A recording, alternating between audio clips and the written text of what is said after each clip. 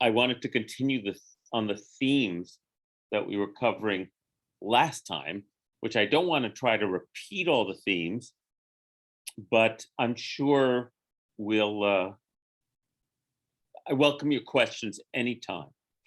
And let's say a blessing. Baruch atah Adonai Eloheinu melech haolam asher kitshanu b'mitzvotav v'tzivanu la'asok b'divrei Torah. Blessed are you, source of life, our God, who makes us holy with your mitzvot and has given us the mitzvah of engaging in the words of Torah. So we're going to launch right in. Barbara had questions from last week's class about, go ahead, Barbara, unmute yourself and ask. One question had to do with the Jubilee year and whether or not that's still practiced. Okay, so the short answer is the Jubilee year is what happens at the end of every 50th year, which we didn't get to in our portion last week. The Shemitah year, the 7th year, is practiced in Israel today, though not in a nationwide fashion, but among certain factions of the community there. The Jubilee year, which is supposed to be every 50th year, has not been practiced, nor is there evidence necessarily that it was even practiced in biblical times. We know that the Shemitah year was practiced in biblical times, right up into the period, like right up into the Roman period. But because we have accounts of that. We never have any accounts of the Jubilee year actually being observed. So we don't know whether it was a aspiration or an actual practice. So that's what I know about that. And what's your other question, Barbara? It has to do with the Shemitah and the nature of the letting go. Mm-hmm. So if people let go of their land, I was asking this last week, and it went in a different direction. When people let go of things, what is the extent of the letting go? Do they really let go of it, or do they reclaim the things that they say that they're letting go of? It's their lease. They don't own the land, but they have a lease from God on the land. Right. It's called, the fancy word is, it doesn't matter. What they lease is not the land itself, which belongs to God. Well, their lease is for the produce that the land will produce. That they own, that's their possession during the 6 years. In the 7th year, they do not possess the produce of the land. It's everybody's. Mm-hmm. Then in the next cycle begins, they resume owning the produce of the land. It's the same as the Shabbos cycle. For 6 days, we work, we own stuff, we make stuff, we have stuff. On the 7th day, the Torah says you employ people, you have your farm animals. On the 7th day, everyone who works for you rests. Your farm animals don't labor because you don't own them. So it's the same concept as Shabbos, but for the entire land in the sabbatical year. Does that answer your question? Yeah, it does. Oh, great. Great. And the key there for us to grasp, again, from our worldview that people can own land and derive any pleasure or profit that they want from that land because they own it, is that the biblical understanding is completely different. No one can own the earth, period. What you can do is, by the grace of God, lease the earth and own its produce. But if you own its produce unjustly, you lose your lease. You go into exile. Oh. So that even the land, even the produce that you produce, that's yours, you are required by biblical law to share it annually with the poor, the stranger, the widow, and the orphan, and to give some of it a tithe to God. In other words, so that the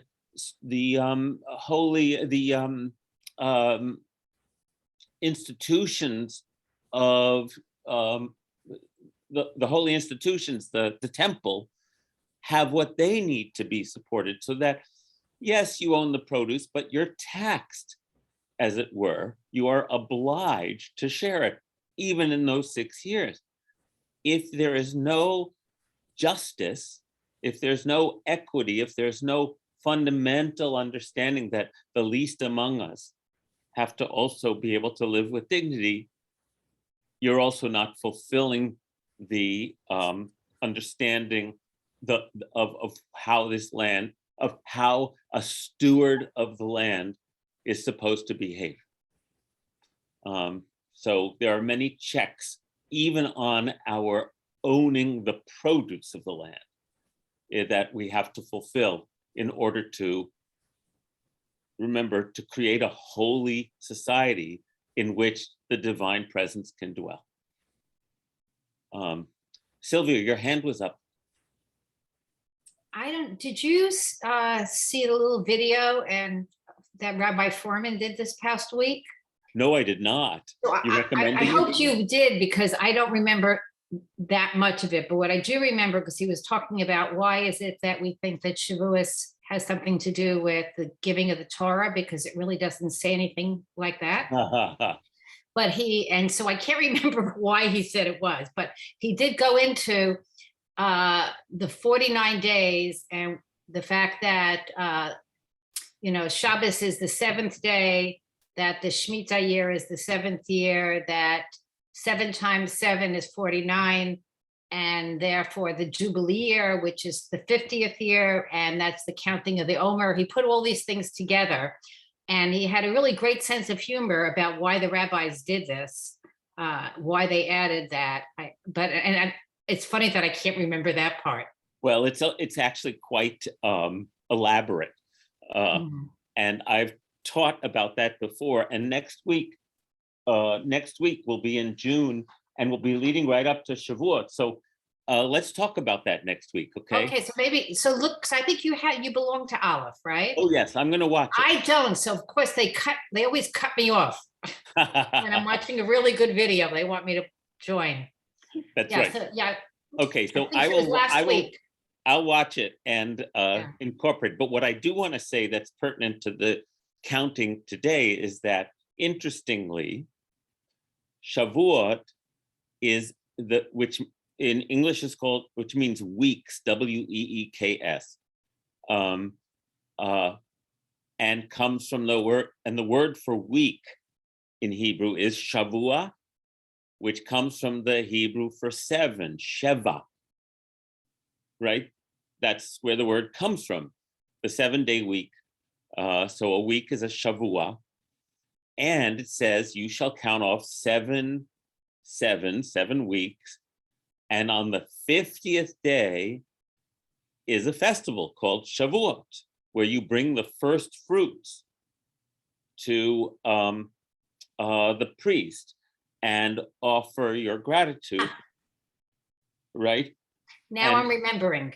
And here we count off 7 sevens of years, and in the 50th year, it's called the Jubilee year.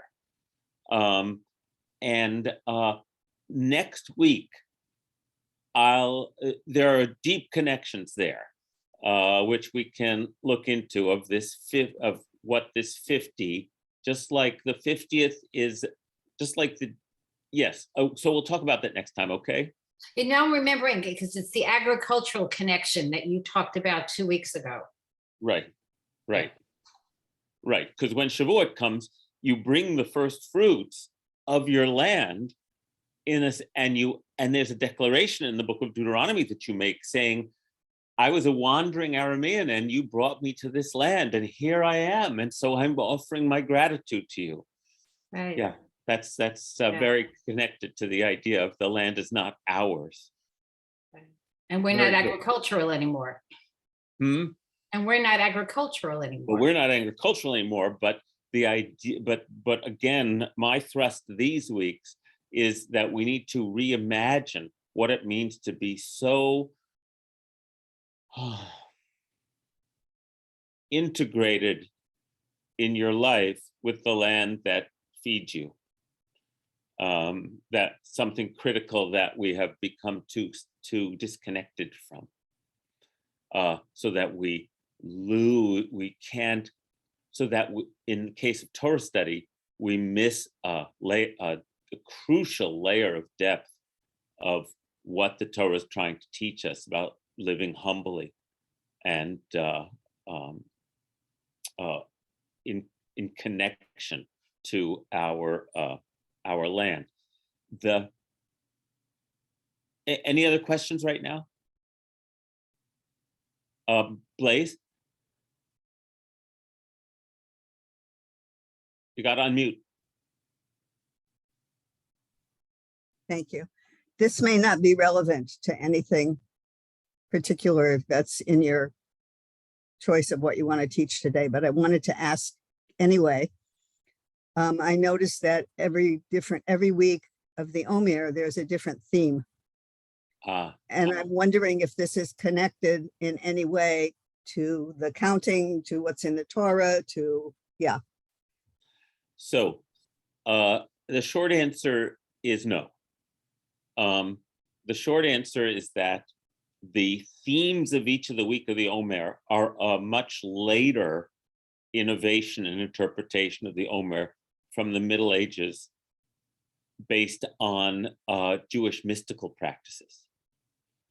And so a whole other, once we're no longer, I would say, embedded in the rhythm of the harvest, of the cycles of growth,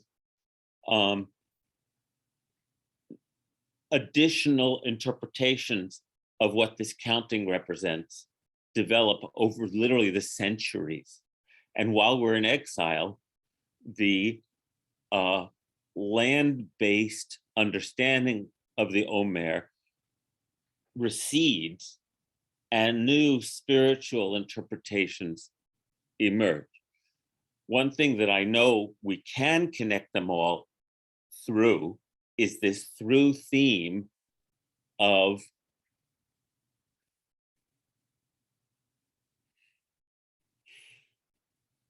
refining our souls and our actions so that our baser impulses of greed and control and exploitation, which reside in every single life force, a person, are mitigated and transformed so that we can meet God as, so that we don't confuse our own power with godly power. That theme is consistent. The only way to receive the Torah on Shavuot is to get our egos out of the way, right? And so the mystical process of getting ready for receiving the Torah is a process of refining the attributes in ourselves that will allow us to be open to that reception. Interesting. Wow, thank you. That was really beautiful. Yeah, thank you for asking. Marcus?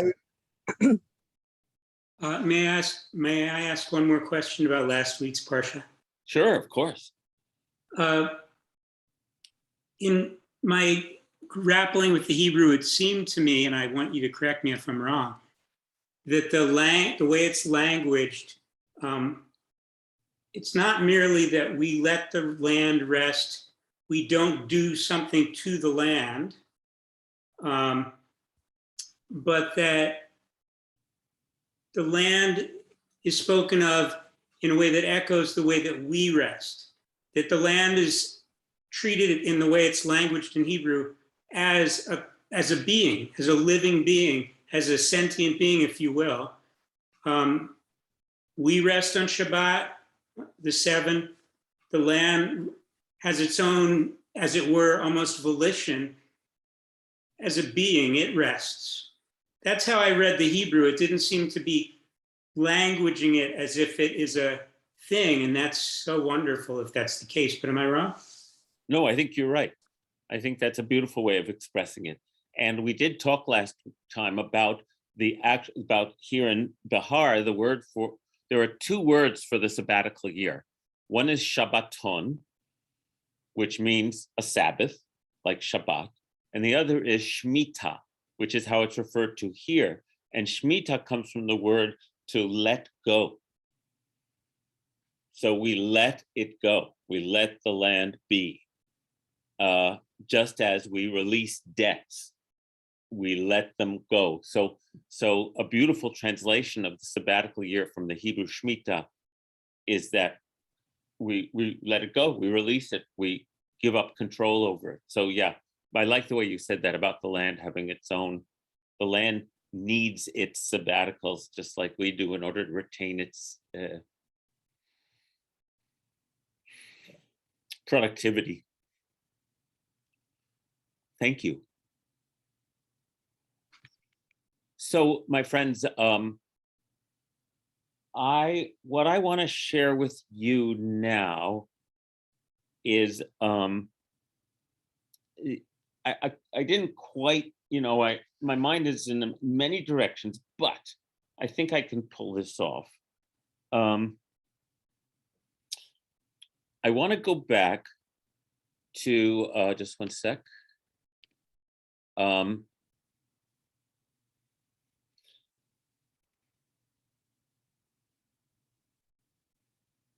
I want to go back to, let's see, first I want to share with you David Seidenberg's article that we were looking at last time. Let me just let me share Safaria. Okay, I'll do that in a moment. I guess what I want to do is go to Ellen Davis's book, which I've been referring to for several weeks in Leviticus. Remember, it's called Scripture, Culture and Agriculture, an Agrarian Reading of the Bible. She quotes Wendell Berry a lot in this collection. And in discussing the land and the farmer, she points out that for the biblical mindset, as she relates it through the agrarian writings of Wendell Berry and others, the farmer and the farmer's field are inseparable because the farmer draws his or her life from the field and understands that, and then has to give back to the field that which will give the field its life. And that the symbiotic relationship, the stewardship in the language of the Torah and of agrarian language too, the stewardship of the land is one of an inseparable relationship. When you think of indigenous people who are removed from their land, who have to leave their land and go to the city in order to earn enough money, all the things that are happening constantly, and that somehow they wither and die. When you read about the Trail of Tears, when the native peoples who were forced, the Cherokee and others who were forced to walk to Oklahoma from their land, and they couldn't exist without their land because they didn't exist without their land. Their relationship was, they were part of that system. This is something that I barely understand in my body, right? I have to be perfectly clear about that. But it's something that we have to, that's important for us to wrap our minds around. Here's a poem by Wendell Berry. Sowing the seed, my hand is one with the earth. Hungry and trusting, my mind is one with the earth. Eating the fruit, my body is one with the earth. It's this perspective that the Bible, the Torah, is coming from. And so, okay, so I wanted to share that. And then I wanted to go back to what I was explaining last time, which is that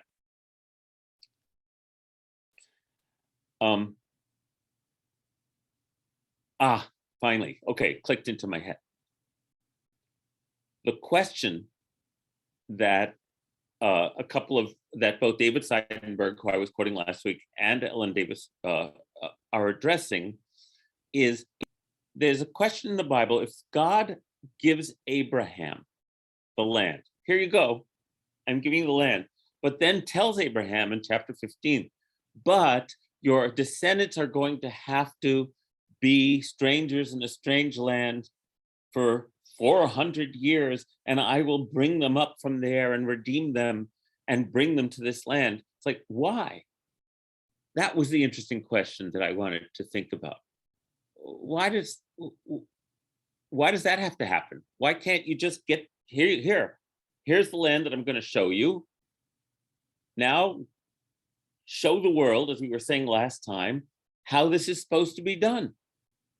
How human beings are supposed to work the land in a holy way, so that justice and prosperity and peace and fairness can happen in the land. And why do you have to go down to slavery? It appears that the biblical authors who created this sort of meta story of the Jewish people, this mythic history, want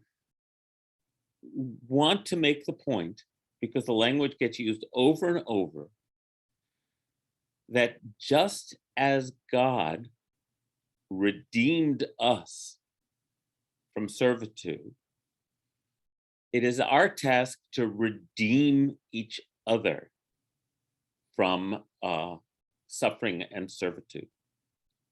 And the Hebrew word is goel, ga'al. Baruch atah Adonai, ga'al Yisrael. Blessed are you, Adonai, who redeems us, the people Israel, from slavery. And that word ga'al comes up over and over in our portion today.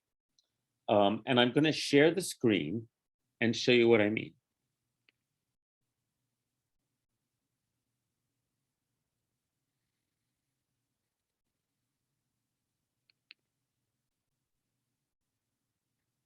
Okay, here we are in chapter 25, which is last week's portion, but the two are so connected. And it says, if one of your kin is in straits and has to sell part of a holding, the nearest redeemer, go alo, hakarov elav, shall come and redeem what that relative has sold. Okay, so the word ga'al, ga'al. And if any party has no one to be redeemer, ish ki lo yelo goel, but prospers and acquires enough to redeem with, kedei geulato, the years since its sale shall be computed, and the difference shall be refunded to the party to whom it was sold, so that the person might return to their holding. So what's going on here? And throughout the land that you hold, you must provide for the redemption of the land. Okay, I'm going to try to explain this. In the sabbatical year, or in the course of the 50 years of the Jubilee, everyone has been granted a land holding.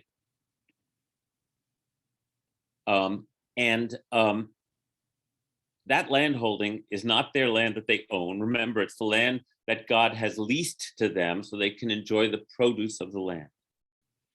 But what happens if someone falls on hard times and has to sell their leaseholding to someone else? It is their fellow Israelites' job to come up with, in this case, the funds in order to redeem the land for them so that they can continue to dwell on it. The mutual responsibility among all Israelites, and it is to redeem, especially in each clan, is to redeem the land for one another, just as God redeemed us from slavery. So our job, in order to be a holy people, is to remember that we were redeemed and we have to redeem each other. And this explanation, as Ellen Weaver says, continues through the second half of this chapter of Bahar. Ki yamuch achicha. Yamuch means is brought low, when your kin is in straits. Biblical GoFundMe, exactly, Jerry. So the first level of losing your land is that you have to sell your holding, but someone is able to redeem it for you. Of course, if no one can redeem it for you, what was sold shall remain with the purchaser until the Jubilee.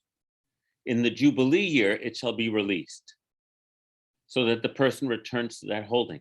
So if you don't have a redeemer, God is your redeemer, just like God redeemed us from slavery, so that if nothing can happen over the 50 years, you still hold the lease, even though you had to give it up.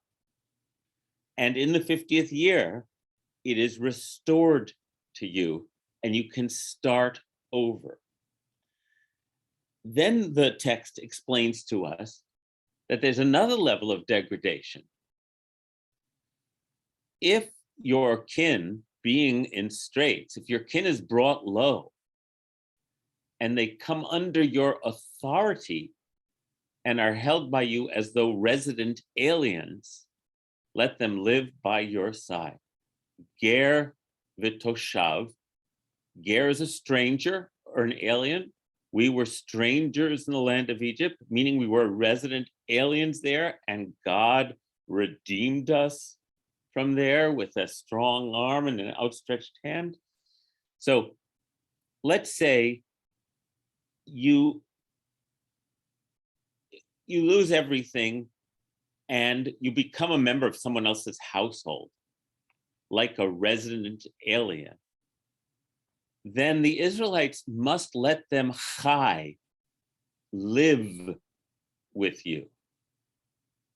You cannot exact advanced or accrued interest. You can't, they live with you. They're under your they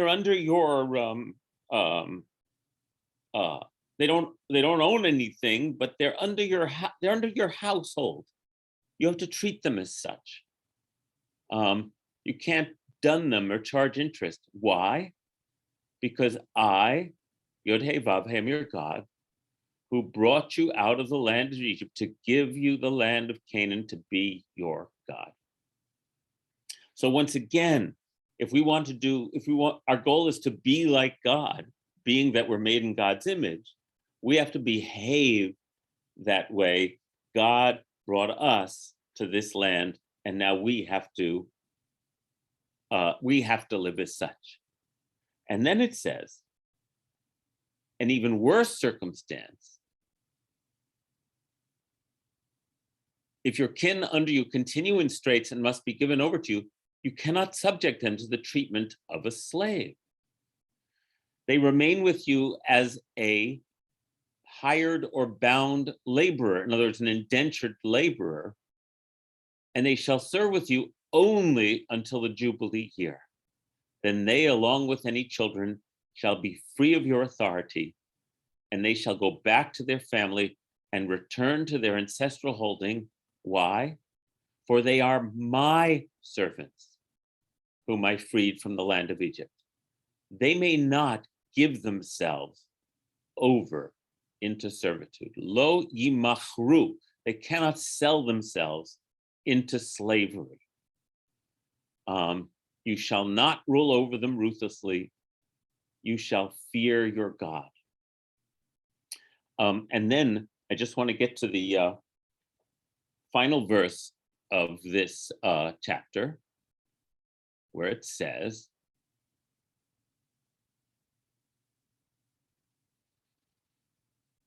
where it's continuing to discuss that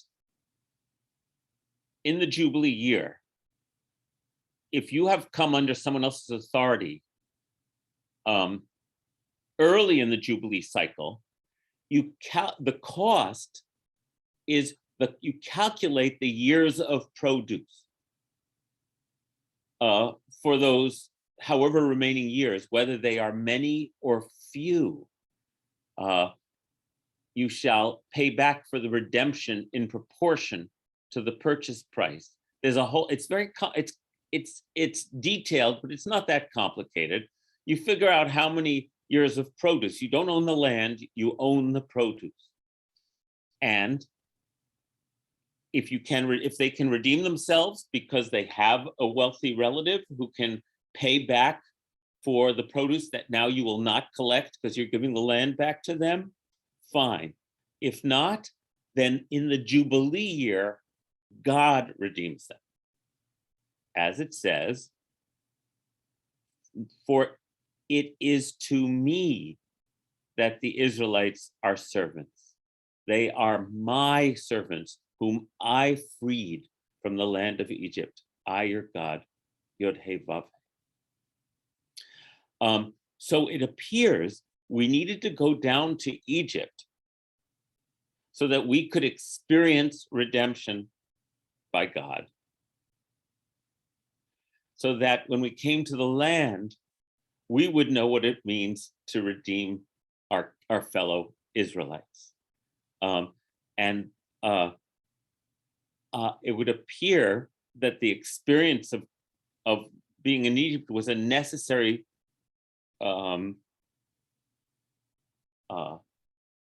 God deemed it necessary so that the Israelites would understand that, as it were, we belong to God. And as such, we have to behave in such a way that's godly. I mean, I've said this in many, many different ways. One of the important things to do here to connect the land to the people is to understand this verse. The land must not be sold beyond reclaim, in other words, in perpetuity. For the land is mine. You are but resident aliens with me, Gerim v'toshavim. So, just as, and throughout the land that you hold, you must provide for the redemption of the land. I'm gonna stop sharing now. I'm not saying this as clearly as I want to,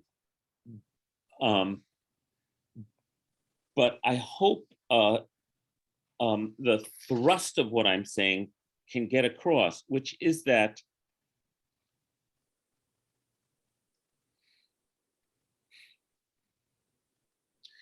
by being slaves in Egypt,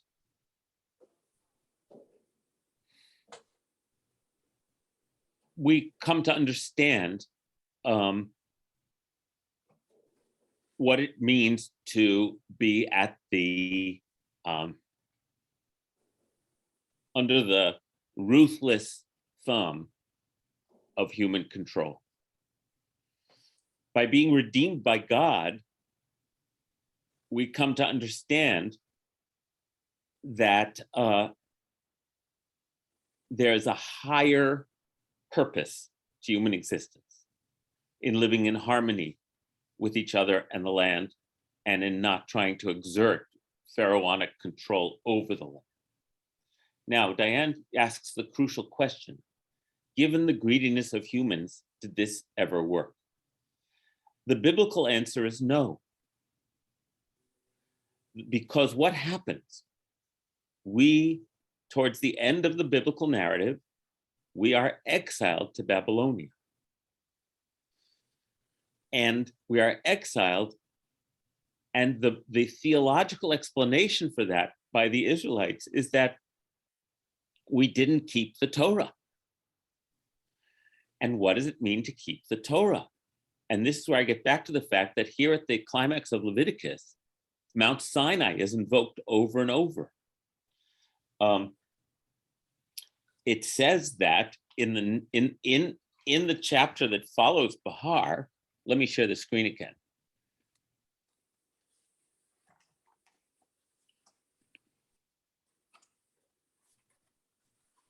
We get to chapter 26.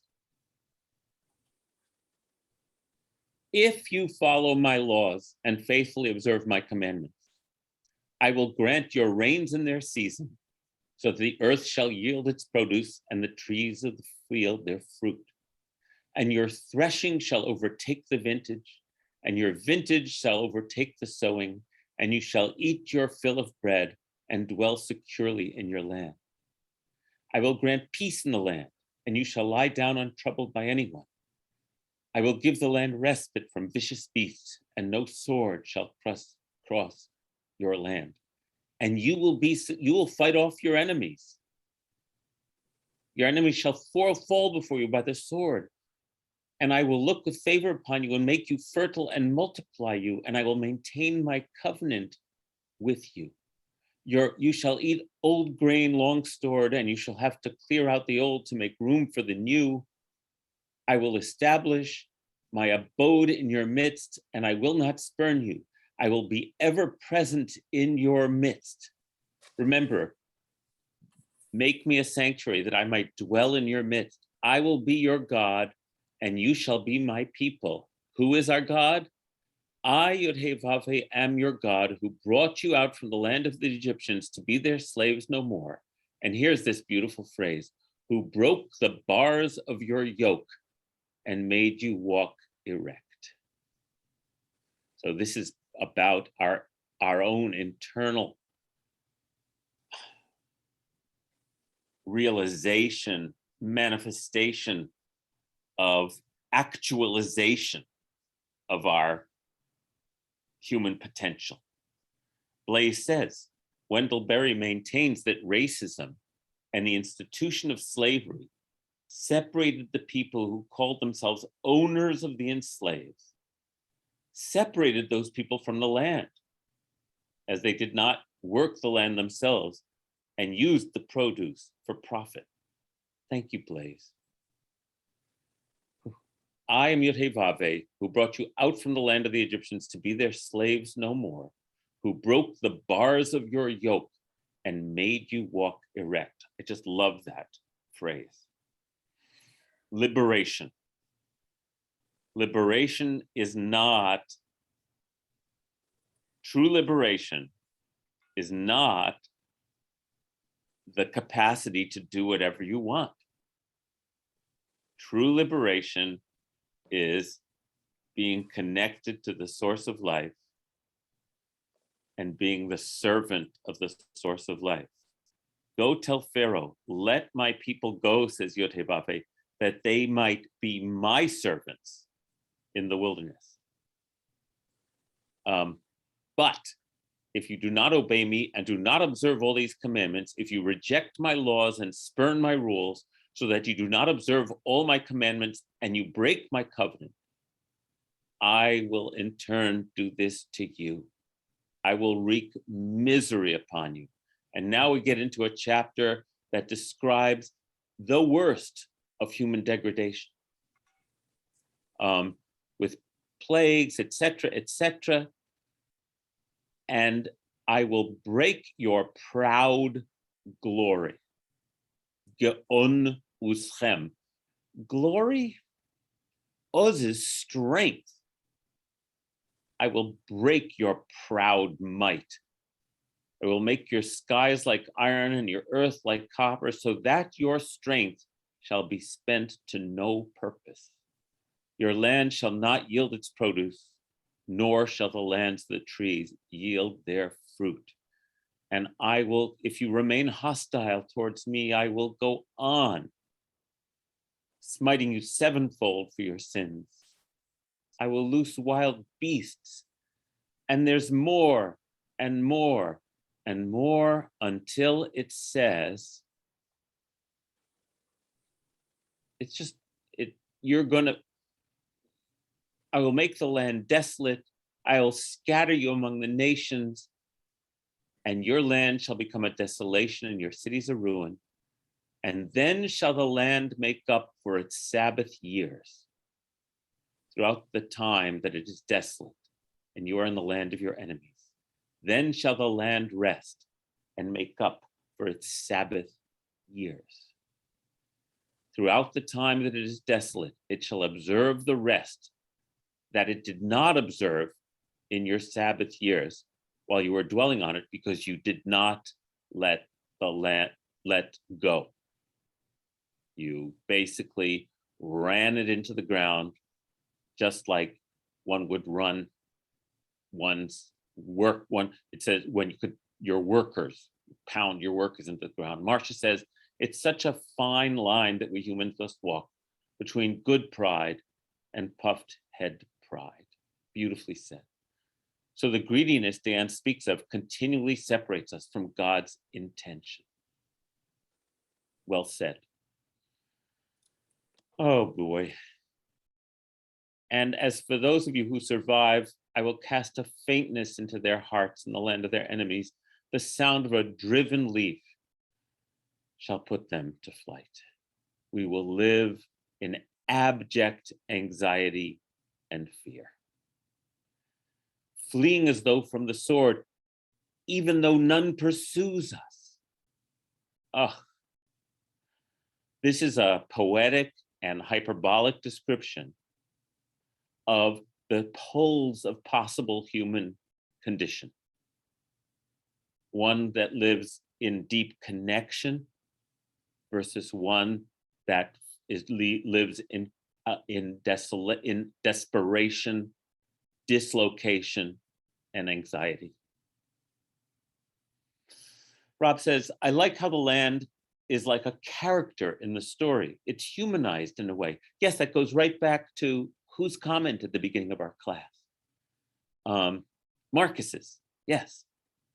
And Blaise says, some people think they are in the land of their enemies and shoot them. Is it others who are in the land of our enemies, or is it us? And what is the enemy anyway? With no one pursuing, you shall stumble over one another as before the sword. Oh God, you will be consumed. Am I the enemy? Is the enemy within, says Blaise? And you will be heartsick over your iniquity. And you will confess that you have gone against my will and were hostile to me. And then I will remember, and I will remember the land. For the land shall be forsaken of them, making up for its Sabbath years by being desolate of them, while they atone for their iniquity, for the abundant reason that they rejected my rules and spurned my laws. Remember, what are these rules and laws? About how to live with the land. Those are the rules and laws. How to live with each other by releasing debts, releasing the land, by not trying to assert permanent control. Even then, Joan, I'll read you in a sec. Yet even then, when they are in the land of their enemies, I will not reject them or spurn them so as to destroy them, annulling my covenant with them. For I am Yod-Heh-Vav-Heh and their God. I will remember in their favor the covenant with the ancients, whom I freed from the land of Egypt, in sight of the nations to be their God. I, Yod-Heh-Vav-Heh. For these are the laws, rules, and instructions that Yod-Heh-Vav-Heh established through Moses on Mount Sinai with the children of Israel. That is then reiterated at the very end of the next chapter. These are the commandments that Yod-Heh-Vav-Heh gave Moses for the Israelite people on Mount Sinai, end of the book of Leviticus. Joan said, may I insert a note of hope here? Poet Muriel Rukeyser tells us to use all your fears. We can learn to be in fear without letting it use or run us. We can learn by noting what we fear and let it focus our energy for the good. Thank you, Joan.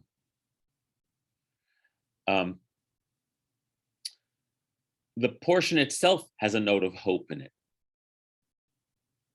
which is that Yod-Heh-Vav-Heh is going to remember us. Remember, there's always another chance. That's what it means. That's what the Torah tells us. There's always another chance. God is going to keep calling to us, waiting for us to recognize and then enact God's laws and rules. And we will come back and the land will rest. And then I actually believe that. It may not be in our lifetimes. It may not be for generations. But we will have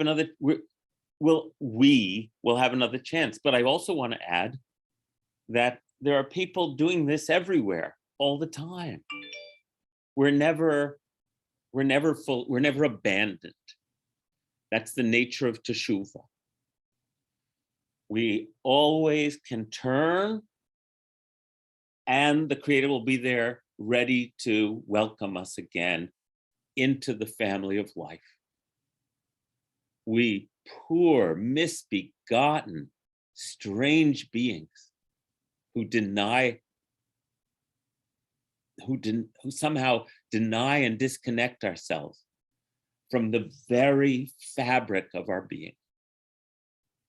So our existential, eternal challenge is also one that is unfortunately manifests, especially today, as the extent of our exploitation and destruction now redound against us becomes clearer than ever. The basic understanding of the Torah is still the same.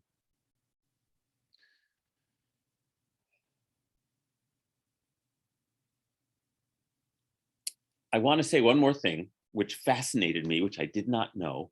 Share one more thing with you, and then ask Deborah to sing a song. Rabbi David Seidenberg points out that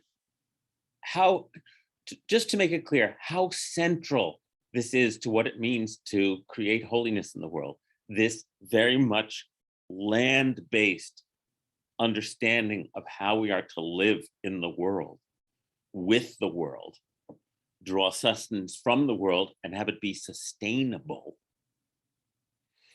which requires a taming and a controlling of parts of our nature.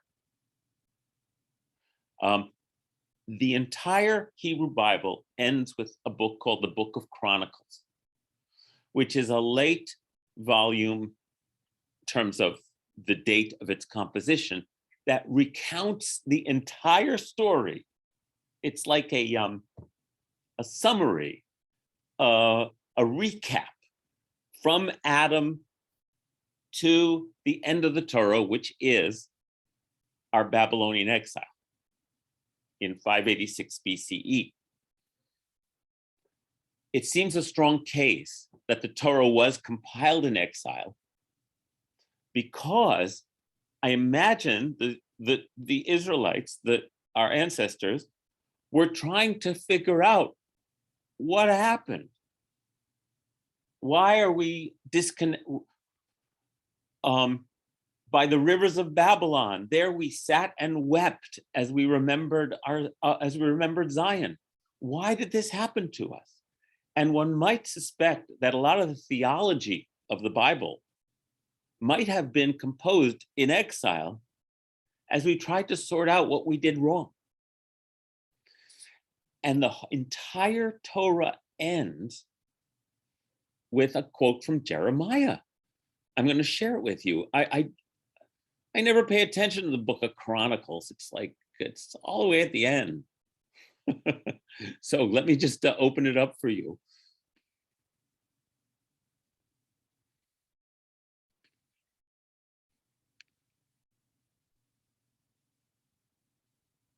See, there it is, all the way at the end.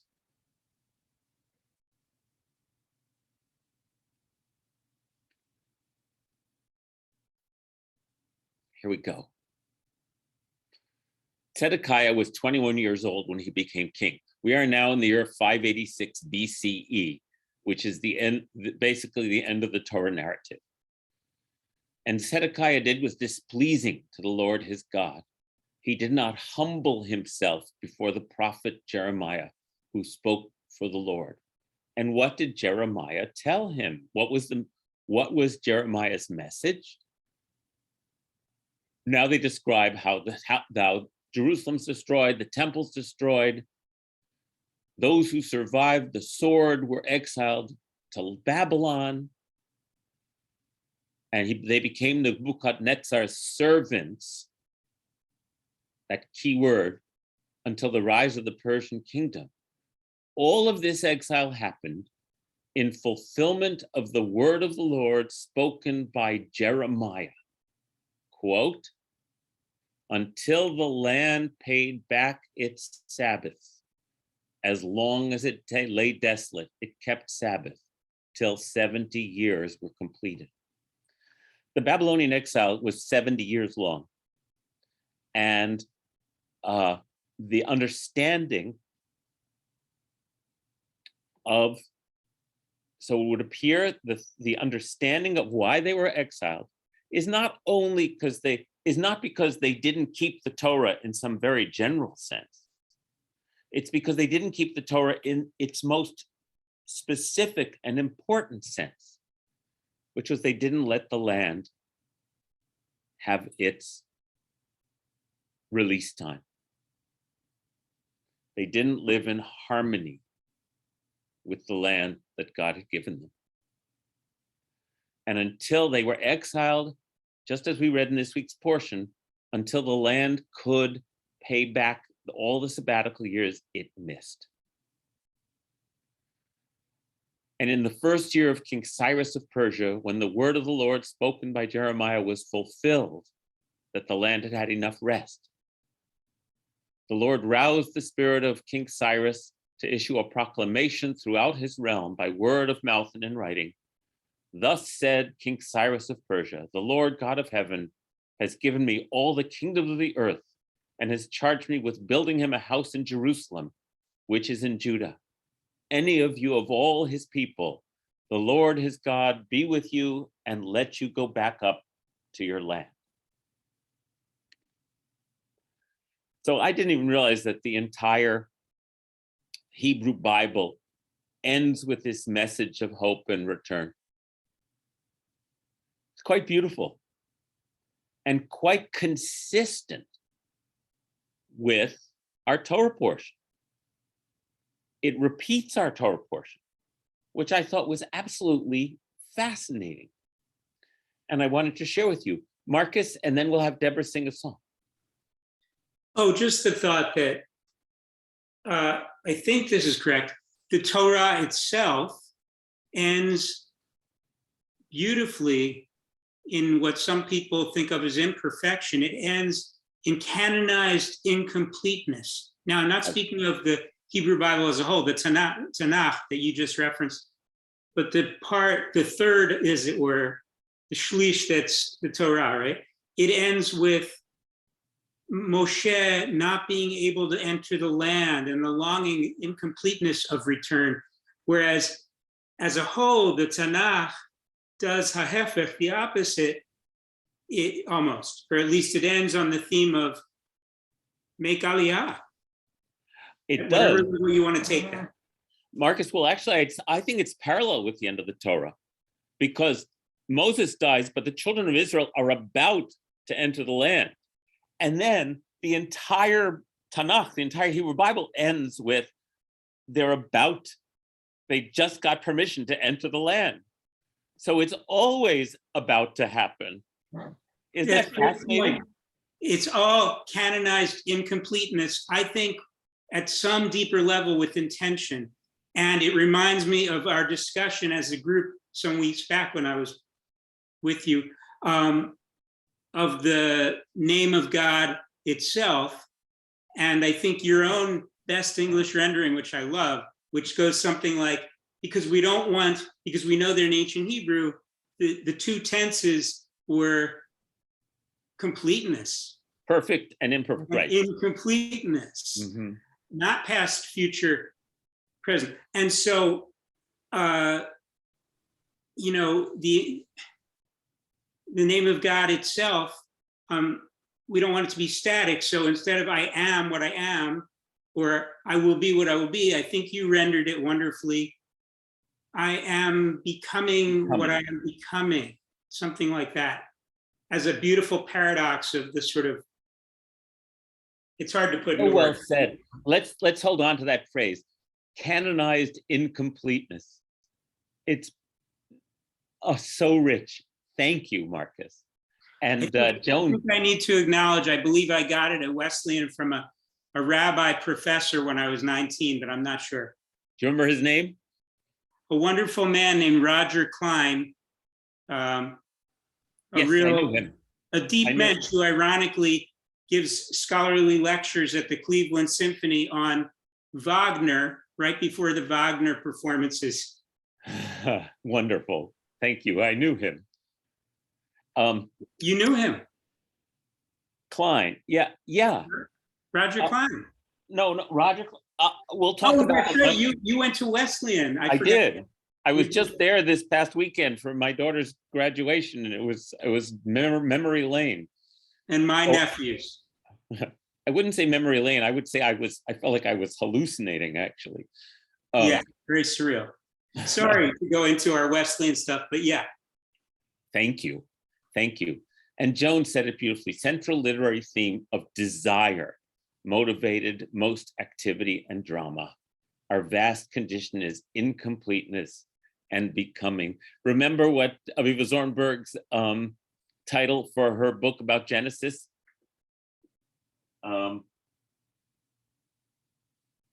It's the beginning of desire. Beginnings of desire, yes. So with all those beautiful words, wow.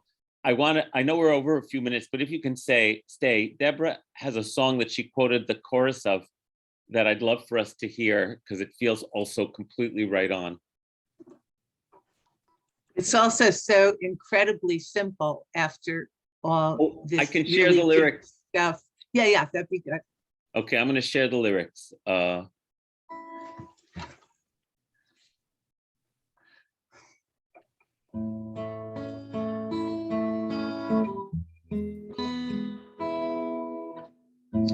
This too shall pass, sorrows nor comforts ever last. When the heart is breaking and terror grips the throat, remember, this too shall pass. Sorrows nor comforts ever last. When the sunset fades and the day is lost, remember, this too shall pass. Sorrows nor comforts ever last. When the flesh is sagging and lions carve a wiser face, remember, this too shall pass. Sorrows nor comforts ever last. All that we have is borrowed. Be prepared to let it go. Remember, this too shall pass. Only love will last. Long after dust is dust and ash is ash. Stay tuned for sacred moments. Let them in to fill the holes. Remember, only love will last. Only love will last. Only love will last.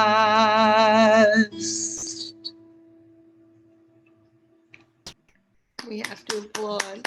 How beautiful. Thank you.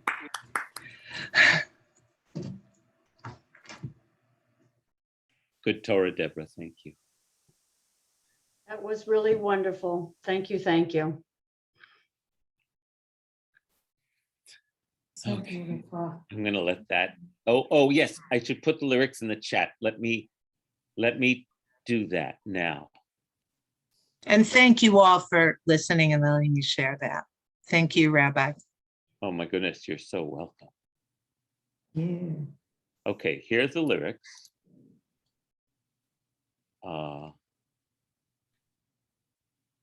Well, there they are anyhow. Thank you. And I'll let that be our conclusion.